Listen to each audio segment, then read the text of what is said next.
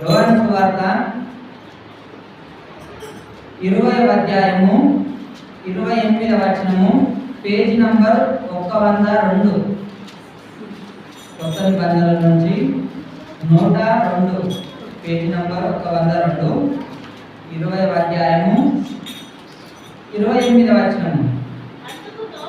అందుకు తోమా ఆయనతో, నా ప్రభువా నా దేవా అనెను. యేసు, నీవు నన్ను చూసి నమ్మితివి, చూడక నమ్మిన వారు ధన్యులని ఆయనతో చెప్పాను. ఎవరితో చెప్తున్నాడు ఈ మాట? తోమతోని చెప్తున్నాడు. ఎవరు చెప్తున్నారు ఈ మాట తోమతోని? యేసుక్రీస్తు తెలియజేస్తున్నాడు. ఏమని? తోమా, నీవు నన్ను చూసి నమ్మితివి, కానీ చూడక నమ్మిన వారు ధన్యులు అంటున్నాడు దేవుడు. ఏ దానికి చూడాలి? ఏ విషయంలో చూడాలి? ఏ విషయంలో చూసి నమ్మాలి అని అంటున్నాడంటే దేవుడు, ఏ విషయమైనా కానీ మనము చూసి నమ్మిన కన్నా చూడక నమ్మిన వారు ధన్యులు అని అంటున్నారు దేవుని వాక్యం. కొంతమందికి ఏదైనా ఒక దగ్గర ఒక విషయం జరిగింది అనుకోండి, మనం నోటితో చెప్తాము, వాళ్ళు చెవులతో వింటారు, కానీ వారికి డౌటే. ఇంత చెప్పినాక కూడా ఆ మాట ఏదైనా ఉన్నప్పుడు చెప్పినప్పుడు కూడా అది డౌట్ ఉంటుంది వాళ్ళకు. వారికి అవిశ్వాసం ఉంటుంది, వారికి నమ్మకం అనేది ఉంటుంది. కాబట్టి వారికి సందేహం అని ఉంటుంది, ఒక డౌట్ అనేది ఉంటుంది.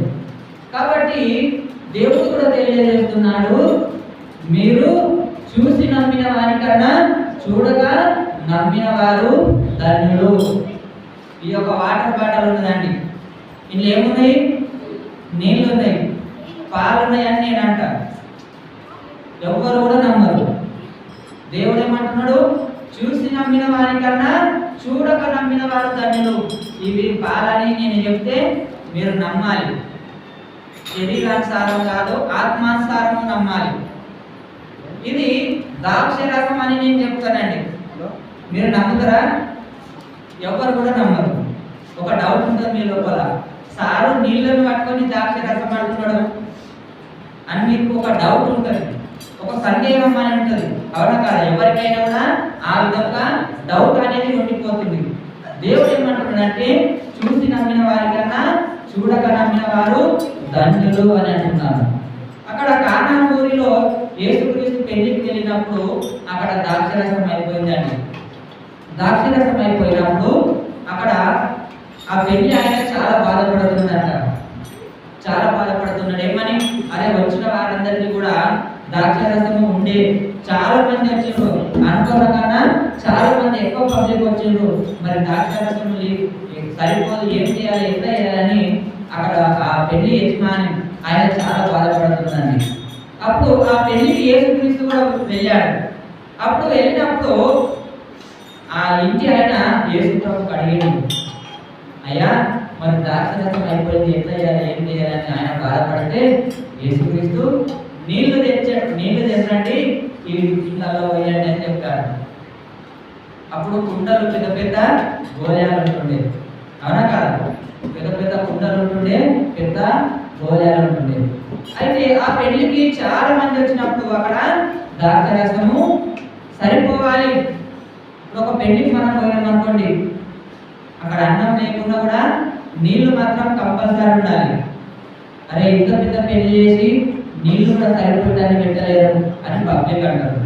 అదే విధంగా కానాను ఊరిలో అక్కడ ద్రాక్షరసం అయిపోయినప్పుడు ఆ పెళ్లి ఆయన యజమాని బాధపడుతున్నప్పుడు యేసుక్రీస్తు అసలు నీళ్లు నింపమన్నాడు. నీళ్లు నింపినప్పుడు అవి అక్కడ ఏం నింపిరు? వాళ్ళు నీళ్ళే నింపిరు. కానీ యేసుక్రీస్తు వాటికి దీవించి ఆశీర్వదించినప్పుడు ఆ నీళ్ళు ఏమైనాయంట? ద్రాక్షరసంగా మారినాయంట. ద్రాక్షరసం అంటే ఎట్లుంటది? ఎర్రగా ఉంటది. ఎర్రగుంటేనే ద్రాక్షరసం, లేకుంటే లేదని మనం నమ్ముతాం. ఎందుకంటే కళ్ళతోని చూడాలి, అవునా కదా? బలకి కళ్ళతోని చూడాలి, ఎర్రగుంటేనే ద్రాక్షరసం. మొన్న ఎల్లో కలర్ ఉండే కదా, ఉండే. అరే ఎప్పటికి ఎర్ర ఉంటుండే, ఈసారి కలర్ మారిందని మనం అనుకుంటున్నాం. అవునా కదా? మనం ఏమనుకుంటాం? ఎర్ర కలర్ ఉంటేనే చాలా బాగుంటుందని మనం అనుకుంటాం. అయితే అక్కడ యేసుక్రీస్తు కూడా కానాను ఊరిలో ఆ నీళ్లను ముట్టాడు, ఆ నీళ్లను దీవించాడు. అయితే ఆ నీళ్లు ఇప్పుడు అందరికీ ఇవ్వండి అన్నప్పుడు ఆ నీళ్లు అందరు తాగుతున్నారంట. ఆశ్చర్యపోతున్నారు. ఏమని ఆశ్చర్యపోతున్నారు? అరే ఇంతకు ముందు ఉన్న ద్రాక్ష రసం కన్నా ఈ ద్రాక్ష రసము చాలా బాగున్నది, చాలా రుచిగా ఉన్నది, చాలా మధురంగా ఉన్నది.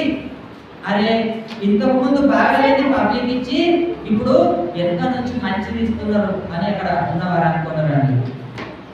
అయితే ఇక్కడ దేవుని విషయం ఏమిటంటే, చూసి నమ్మిన వారి కన్నా చూడక నమ్మిన వారు ధన్యులు.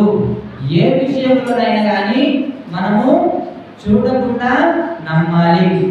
దేవుడు నాకు ఒక జ్వరం ఉన్నదనుకోండి, జ్వరము నేను ప్రార్థన చేస్తే నాకు జ్వరము తక్కువైందని నీ లోపల విశ్వాసంతో నమ్మకంతో దేవుడికి ప్రార్థన చేస్తే 100% ఆ జ్వరం తక్కువైతుంది. ఎన్ని హాస్పిటల్ పోయినా కూడా తప్ప కానీ జబ్బున్నది అనుకోండి, నీవు విశ్వాసం నమ్మకంతో ఆ భగవంతుని మార్గంలో ఉండి నీ పూర్ణ హృదయంతో ఆ దేవుడికి, ఆ భగవంతునికి, తండ్రి నాకు ఇది తక్కువ కావాలి, భగవంతుడా నాకు ఇది తక్కువ కావాలి అని విశ్వాసంతో నమ్మకంతో ఆ దేవుడికి అడిగితే దేవుడు 100% ఆ జబ్బును తక్కువ చేస్తాడండి. కానీ మనము నమ్మాలి. అందుకోసం ఏమంటున్నానంటే, చూసి నమ్మిన వారికన్నా చూడక నమ్మిన వారు ధన్యులు. చూడకుండా నమ్ముతూ వాళ్ళే మంచి వాళ్ళని దేవుని వాక్యం సెలవిస్తున్నారు. మరియు అనేకమైన ఇతర సూచక క్రియలను యేసు తన శిష్యుల ఎదుట చేసెను. అవి ఈ గ్రంథమందు రాయబడి ఉండలేదు కానీ యేసు దేవుని కుమారుడైన క్రీస్తు అని నమ్మిన మీరు నమ్మి ఆయన నామమందు జీవము పొందునట్లు ఇది రాయబడిన. ఉపదేశమందికి యేసుక్రీస్తు ఎన్నో సూచక క్రియలు చేశాడు. సూచక క్రియలు అంటే అద్భుతాలు, ఎన్నో అద్భుతాలు చేశాడు. పుట్టి వారికి కాళ్ళనిచ్చాడు, పుట్టి వారికి చూపునిచ్చాడు, కుష్ఠరోగులను స్వస్థపరిచాడు, ఇంకా ఎన్నో చేశాడు దేవుడు. కానీ అవన్నీ కూడా బైబిల్లో ఇంకా రాయబడలేదు. కానీ ఎన్నో అద్భుతాలు చేశాడు. కాబట్టి మీరందరూ కూడా ఏం చేయాలంట? విశ్వాసముతో నమ్మకముతో యేసుక్రీస్తు నా రక్షకుడని అంగీకరించాలని దేవుని వాక్యం సెలవిస్తున్నది. ఒకవేళ నీవు దేవుని మాటకు విలువ ఇయ్యనట్లయితే నీవు ఎన్ని రోజులు దేవుని మందిరానికి వచ్చినా, బాప్తిజం తీసుకున్నా, ప్రభుత్వాలలో పాల్గొనినా వ్యర్థమండి. అందుకోసమే దేవుడు చెబుతున్నాడు, మీరు చూసి నమ్మిన వారికన్నా చూడక నమ్మిన వారు ధన్యులు. మనము చూసి నమ్మే వాళ్ళలాగా ఉన్నామా, చూడక నమ్మిన వారిలాగా ఉన్నామా ఆలోచించుకోవాలండి. ఇది చూస్తేనే నమ్ముతా, లేకుంటే నమ్మమంటే వ్యర్థమే. యోహాను సువార్త 20వ అధ్యాయము 19వ వచనం చదవండి. ఇక్కడ పక్కకు పేజీ. ఆదివారము సాయంకాలమున శిష్యులు యూదులకు భయపడి తమ కూడి ఉన్న ఇంటి తలుపులు మూసుకొని ఉండగా యేసు వచ్చి మధ్యన నిలిచి మీకు సమాధానము కలుగునుగాక అని వారితో చెప్పాడు. ఎవరితో చెప్పినట్ట? యేసుక్రీస్తు చనిపోయి తిరిగి లేచిన తర్వాత అక్కడ శిష్యులో ఉన్న మధ్యలో ఉండి వారికి కనిపించి ఉన్నాడట. వారికి కనిపిస్తే వారు ఏం చేస్తున్నారంట? నమ్మడం లేదంట అండి. వారు నమ్మడం లేదంట. ఇది ఒక సాతాను, ఇది ఒక భయంకరమైన సాతాను అని అక్కడ ఉన్న శిష్యులు, అక్కడ ఉన్న పబ్లిక్ భయపడుతున్నారంట. ఎవరికి భయపడుతున్నారంట? యేసుక్రీస్తుకు చూసి భయపడుతున్నారంట. ఎందుకు భయపడ్డాడు అమ్మ చెప్పండి? అక్కడ ఉన్నవారు ఎందుకు భయపడుతున్నారు? ఎందుకు భయపడుతున్నారంటే, ఈ వారం నేను వచ్చినాను అనుకోండి, ఈ మధ్యలో చనిపోయినాను అనుకోండి, తర్వాత వచ్చే వారంలో చర్చికి వస్తా. నేను చనిపోయినాను మీకు అందరికీ తెలుస్తుంది, అందరికీ తెలుస్తుంది. తర్వాత వచ్చే వారం ఆదివారం ఉంటుంది, ఆ వచ్చే వారం నేను చర్చికి వస్తా. మీరు అందరూ నమ్ముతారండి? నేను వచ్చి ఇక్కడ నిలబడతా, అక్కడ వీళ్ళు వచ్చి ఆ గేట్ కాడ వచ్చి నన్ను చూడంటే అందరు ఇళ్ళకి వెళ్ళిపోతారు. మందికి అవునా కాదా? ఎందుకు భయపడతారు? సారు చనిపోయి ఉన్నాడు, మళ్ళీ ఈరోజు చర్చిలో ఉన్నాడు. ఒకవేళ దైవమైందేమో సారు, అందుకోసమే నాకు అక్కడ కనిపిస్తున్నాడని మనం ఆ గేట్ కాడికి వెళ్ళి చూసి అక్కడే పోతాము, ఇతరులకు వేరే వాళ్ళకి చెప్తాము. ఆ విధముగా మనం ఉన్నాము. దేవుని విషయంలో కూడా యేసుక్రీస్తు అక్కడ ఉన్న పబ్లిక్ దగ్గర ఉండి చనిపోయి తిరిగి లేచి అక్కడ ఉన్న పబ్లిక్ దగ్గర పోయి మధ్యన నిలిచి ఉన్నాడంట. వారందరూ ఏం చేస్తున్నారంట? నమ్మడం లేదంట, భయపడుతున్నారంట. అరే యేసుక్రీస్తు చనిపోయాడు, మరి మనకు యేసుక్రీస్తు అని ఆయన రూపంలోనే వచ్చి ఉన్నాడు, కానీ ఈయన ఏమో తెలియదని అక్కడ ఉన్న వారు భయపడుతున్నారంట అండి. అప్పుడు యేసుక్రీస్తు ఏమన్నాడు చెప్తారని, ఆయన ఇలాగ చెప్పి వారికి తమ చేతులను ప్రక్కను చూపగా శిష్యులు ప్రభువును చూసి సంతోషించి. ఎప్పుడంట? నేను యేసుక్రీస్తునమ్మా, నేను యేసుక్రీస్తునయ్యా, చనిపోయి తిరిగి లేచాను అంటే ఎవ్వరూ నమ్మడం లేదంట. అప్పుడు యేసుక్రీస్తు ఏం చేసిందో తెలుసా అండి? తన చేతులను ఇట్లా చూపించిండంట అండి. అందరూ చూడాలి. నేను యేసుక్రీస్తునమ్మా, చనిపోయి మీ గురించి లేచానయ్యా, ఇక చూడండి నమ్మండి అని చేతులు ఇట్లా రెండు చేతులు చాపి ఇట్లా చూపిస్తుందంట. ఇట్లా చూపించినప్పుడు మీరేం నమ్ముతున్నారు యేసుక్రీస్తు అని? అయ్యా అందరూ వినాలి. ఇప్పుడు యేసుక్రీస్తు చనిపోయాడు, నేను యేసుక్రీస్తు అంటే ఎవ్వరు కూడా నమ్మడం లేదు. అప్పుడు అయితే యేసుక్రీస్తు వచ్చి తన చేతులను ఇట్లా ముందుకు దాపి చూపిస్తున్నాడంట. ఇక ముందుకు దాపి చూపించినప్పుడు మీరు ఏమని నమ్ముతారు? యేసుక్రీస్తుని దేన్ని చూసి నమ్ముతారు? ఏం చూసి? చేతులను చూసి నమ్మాలి.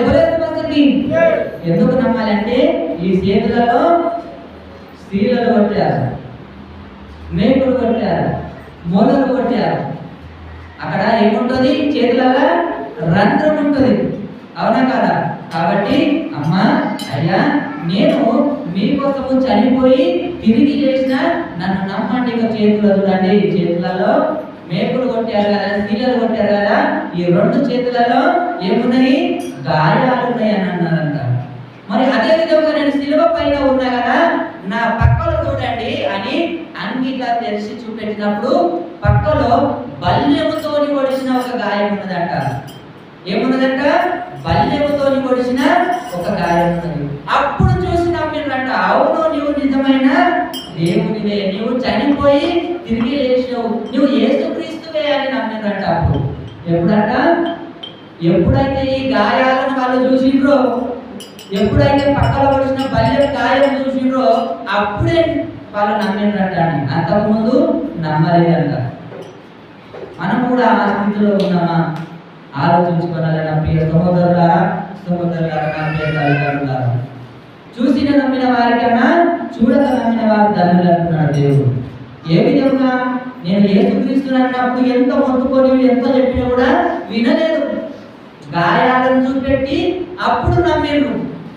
కాబట్టి యేసుక్రీస్తు ఏమంటున్నాడంటే, ఈ గాయాలను చూసి నమ్ముడు కాదండి, చూడకుండా నేను యేసుక్రీస్తునని నీ రక్షకుడిని అని, నీవు నీ కోసమే నీ పాపాల గురించి ఈ లోకానికి వచ్చానని నీవు చూడకుండా నమ్మాలి. అప్పుడే నీవు రక్షించబడతావని దేవుని వాక్యం సెలవిస్తున్నదండి. మనం కూడా ఏ విధంలో ఉన్నామని అంటే, ఈ వారం వచ్చి నేను వాక్యం చెప్పి అందరికి చేతులు చేయగలుగుతానే సార్ వచ్చిందో, సారు దయ్యం కాలేడు, సారు చనిపోయి తిరిగి లేచిండు, ఈయన మనిషి ఉంటాడని అప్పుడు మనం అనుకుంటామంట. ఎప్పుడు దగ్గరికి వచ్చి చేతిలో చేయగలుగుతాము. యేసుక్రీస్తు ఆ దినాల్లో కూడా ఈ గాయాలను చూపిస్తేనే నమ్మినట్ట. అందుకోసం దేవుడు ఏమంటున్నాడంటే చూసి నమ్మిన వారి కన్నా చూడక నమ్మిన వారు ధన్యులు అంటున్నాడు.